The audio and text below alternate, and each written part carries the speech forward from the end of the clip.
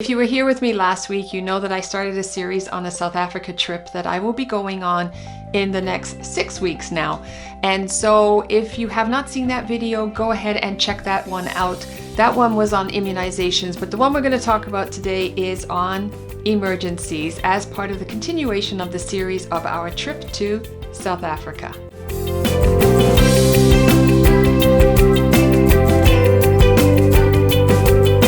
Welcome back to Your Travel with Olivia. I'm Olivia, and this is the channel you go to for news and advice on traveling smart, safe, and also with a plan. And so I'm going to dive right into it today because I want to be quick, I want to be fast, I want to just get the information out there to you on emergencies. But I really want you to pay attention to this one. Please stick around to the very end so that you have all of the information. This is extremely important so that when the time comes, you are not in a state of panic. So let's get right to it. The first thing you want to do is make sure that you have got yourself a first aid travel kit. Now, I have done a video on that previously, so go ahead and check that one out because in that video, I do describe all of the things that you want to make sure that you have inside of your travel emergency kit. So remember in the last video, we talked about the immunizations that you will need for this trip, but you will also need some prescribed medications as well. Prescription that you will have is an antibiotic, which will be either Cipro or Zithromax. Your doctor will order that for you, and you will have those with you so that you don't have to go looking around for that medication if you do need it. You will have that in your possession at the time. As well as another medication that you might need when you're going on a trip to South Africa. Depending what your itinerary says, you will need a prescription for malaria pills. Malarone is the name of the drug, and you will be taking these pills before you leave, during your trip, and after you return. So again, you're going to make sure that you have those in your possession. Now, one of the other things that I want to emphasize as well that you definitely want to make sure that you have as part of your emergency kit as well, if you are somebody who's traveling with allergies, either for yourself or somebody in your party, you want to make sure that you have an allergy card that alerts people if you're having an allergic reaction, what it is exactly that you're allergic to. And definitely if you're somebody who's anaphylactic and you are carrying an EpiPen, you want to make sure that people understand that you have one in your possession and where you are keeping it with you, whether it be your purse, whether it be in any of your luggage. You want to make sure that people know exactly where they can put their hands on that emergency EpiPen, right? The other thing you want to also keep in mind is the person that you're traveling with or anybody in your party, make sure they know how to use that EpiPen. Not everybody knows how to use it, so definitely give them some background into how they need to use it in case they have to use it on you, because you might not be able to do that yourself. Chances are you probably won't.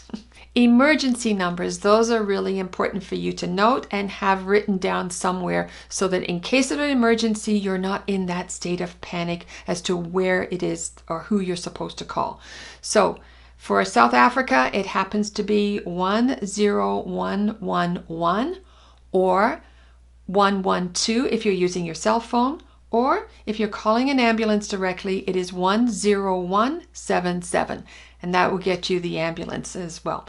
Now, I really want to stress that you have those emergency numbers because you might be somewhere, the hotel, the restaurant, and think that they'll be there to help you. Just remember, not everybody knows how to respond to an emergency. And so even some of the people that are in the community have never really dealt with emergencies before, so they may not... So they may not be in the know as to exactly what to do. So make sure that you've done all your homework, you have all of that, and you're ready to go if necessary. Hopefully you never need any of this information, I pray. Also, please make note of the emergency number for the travel insurance plan that you have. You want to make sure that you call them. If you are able, you want to call them first and right away, just because that way they open up a case on you. They can sometimes help you and assist you in where to go, who to call, and what to do from whatever situation that you're in. But it is really important that you do call that insurance company right away, as well as make sure that you let somebody else know exactly where your policy is, what the policy number is, and where they can find that emergency number. It is so important because you're not always in a position where you can make that call yourself. And the last thing, don't forget, make sure that your passport is up to date. And your passport should have at least 6 months left on it before it expires. before traveling to South Africa. So that's it. That gives you a pretty good idea of some of the things that you want to make sure that you have in place before you take that trip. I say South Africa because that's what this whole series is about, but as you can tell, that would be on any trip whenever you're traveling outside of your country or province.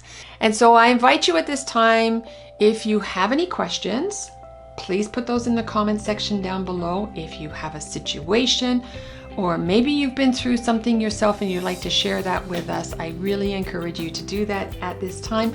We always love hearing about other people's stories, situations.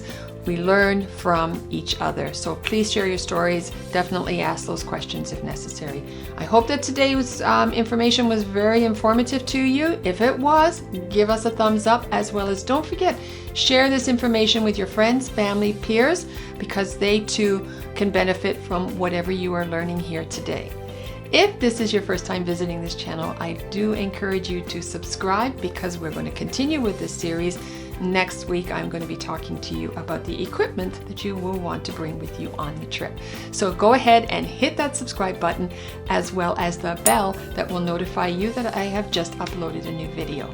In the meantime, this is a long weekend coming up. I am so excited. It is going to be sunny and warm and wonderful weather, and I hope it is wherever you are.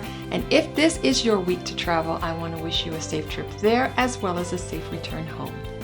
Ciao, adios.